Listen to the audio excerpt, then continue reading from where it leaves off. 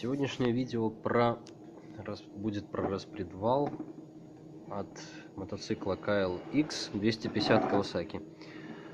Проблема в том, что мотор перебирался, и после переборки остался небольшой цокот, который никак не убирался.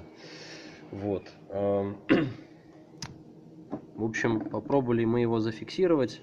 Тут точечку сварки поставили, и звук пропал. Но мотик с киком, и очень сложно его потом завести.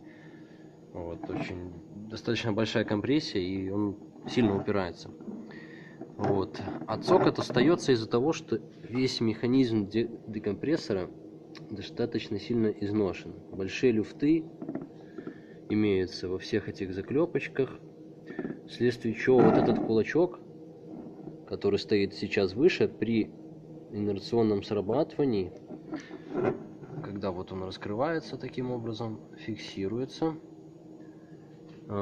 Если сейчас вот так вот немножечко, он становится выше распредвала, чуть-чуть, и этого достаточно, чтобы он делал при каждом обороте вот такое вот движение туда-сюда. И вследствие чего, скорее всего, что стук появляется из-за этого. То есть при закрытом состоянии, при закрытом он все равно торчит. Что мы решили сделать? Решили сделать проточку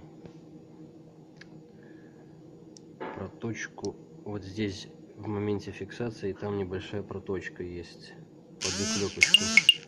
Постараемся ее выбрать, чтобы кулачок садился ниже и уже не доставал никаким образом до выпускного клапана.